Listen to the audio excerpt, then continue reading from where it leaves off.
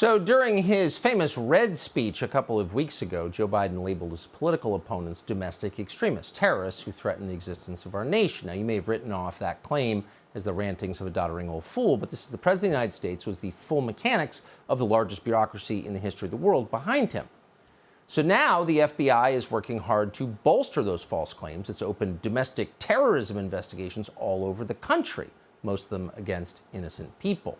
Now we have proof that many of these investigations are entirely fraudulent. They're political. This is so wrong. This should not be happening. Congressman Jim Jordan of Ohio just sent a letter to the FBI director, Christopher Wray, who should be ashamed of himself, outlining the evidence. The evidence comes from a whistleblower within the FBI. According to that whistleblower, the FBI is breaking its own procedures to create the illusion that new domestic extremism cases are popping up all over the United States.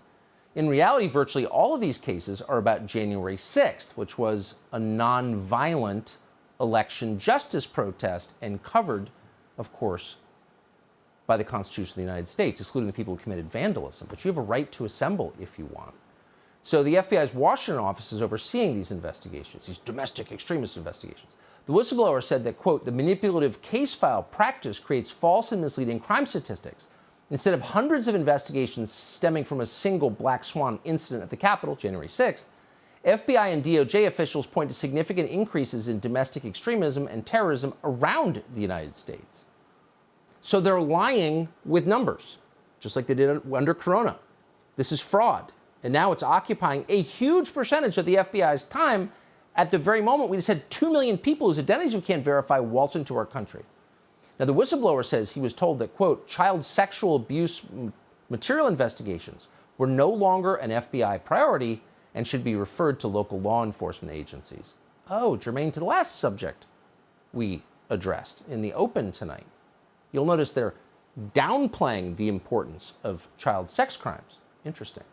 So we reached out to the FBI for comment, and a spokesman told us, quote, the threat posed by domestic violent extremists is persistent, evolving, and deadly. End quote. Of course, they can't point to any deadliness. Ashley Babbitt, oh, wait, she was killed. Congressman Jim Jordan represents Ohio and is the member of Congress who has these documents. Congressman, we really appreciate your coming on and telling us about this. Thank you. You bet. So how do you assess what the whistleblower has told you? Well, we think he's being straightforward. We think he's as honest. We think he's a brave guy for coming forward. And I think the way I view it in my mind is, Tucker, they're juicing the numbers and they're cooking the books.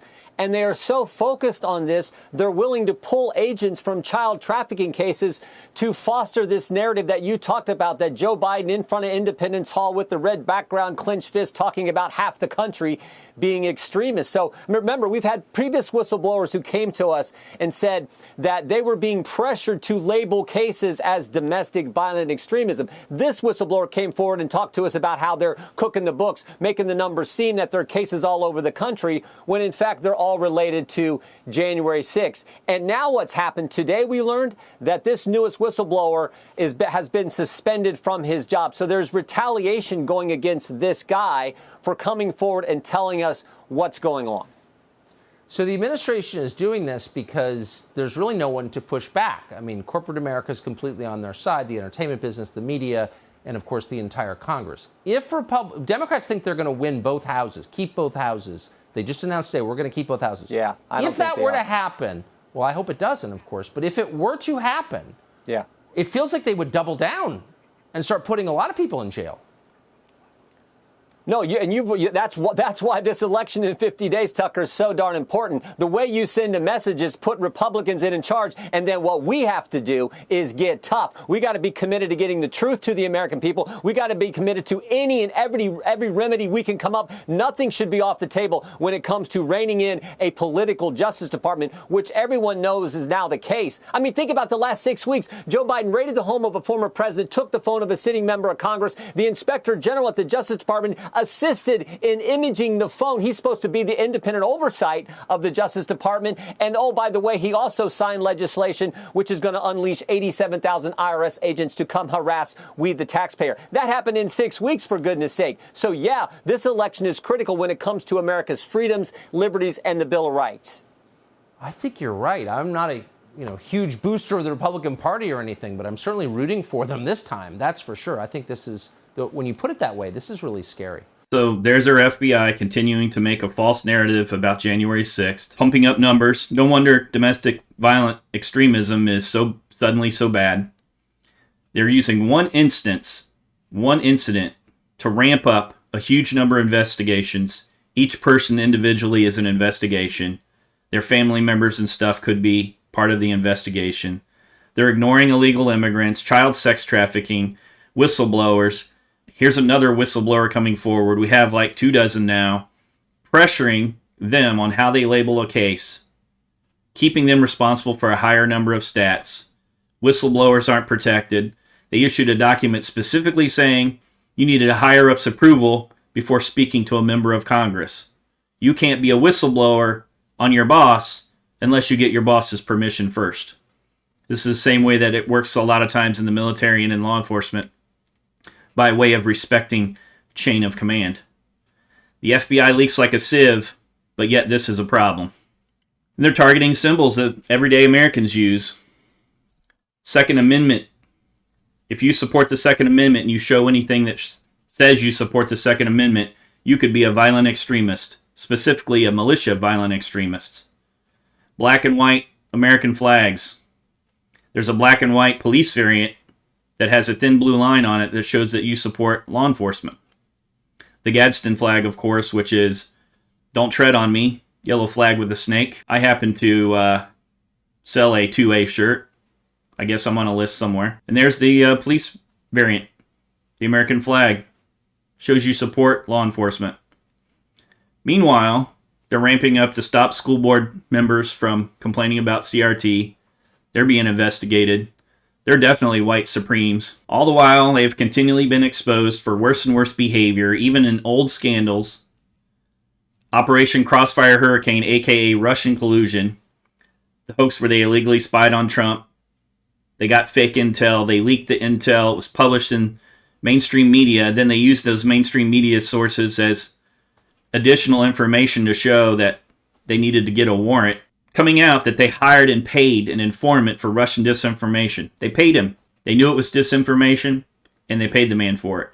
Whistleblowers, large number of them revealing that the FBI is taking these kind of directions, is doing all this and going in a bad way. 24 now. I made a video exposing that they're creating lists of gun owners, demanding sheriff's departments to report names of permit holders, even when this is against the law, and sheriffs would be violating their oath in breaking that law. And it gets worse. Operation 𝓟𝓛𝓔 was a joint effort between multiple federal law enforcement agencies to work with local law enforcement agencies to combat crime, the surge in violent crime. Guess who canceled Operation 𝓟𝓛𝓔 when he came into office? 12 major cities broke annual homicide records in 2021. Yet Biden ended the Trump's Justice Department Operation 𝓟𝓛𝓔. It deployed federal officers to aid local law enforcement and helped arrest more than 6,000 criminals. Help that Biden withdrew when he took office. Ever heard of Operation 𝓟𝓛𝓔? Operation 𝓟𝓛𝓔 was to target sex offenders. Here's a fact check by Newsweek. Did Joe Biden cancel Donald Trump's operation targeting sex offenders? Well, let's look at it. Let's skip all the claim and let's get right down to the ruling. False. President Biden did not cancel Operation 𝓟𝓛𝓔, which was planned in early January under the Trump administration, according to an ICE official. ICE officers decided to postpone Operation 𝓟𝓛𝓔, not discontinue it. It was planned to be resumed in the future. He definitely didn't issue any kind of executive order. Here's another fact check. So they fact check the way people say it. People post on Twitter and things and say, oh, he issued an executive order canceling it. Fact check. Did Joe Biden end Operation 𝓟𝓛𝓔 by executive action? Why, no, he didn't issue anything. It's false. He didn't issue any executive orders to end Operation 𝓟𝓛𝓔. He's only the head of the executive branch and decides what ICE does. He didn't end it. And this while the Pentagon is reviewing its policy of creating fake social media accounts. You know, this is part of Pentagon's strategy to control information. Apparently, they're getting banned by social media companies because they're creating fake accounts, which violates policy of the social media companies. And they're mad because they don't have their propaganda influence campaigns because they're being deleted. Misinformation that they're purposely putting out there, being deleted. Fake accounts. The Pentagon. Is anyone paying attention to the corruption in the FBI? The DOJ? The DOJ that still has a system for the DOJ to allow billions in fines on corporations to not be paid to the government or victims, but instead to any nonprofit of their choosing. They're not supposed to be political 501c3s, but of course that doesn't preclude them from sending money to places and supporting specific causes that can then launder the money to politicians. And if you're a left-leaning institution, corporation, whatever, you get a fine, you can send those millions or sometimes billions in dollars to go to the nonprofit of your choice. You can prop them up. Not to victims, not to the government to be redistributed in better ways, as if they redistribute in better ways, but instead to allow you as a corporate CEO to say, let's pay our fines to this social justice warrior organization. Great. Paying attention to the corruption of the FBI, the DOJ, the Pentagon. I'm definitely on some lists. I think more of us need to be on some lists.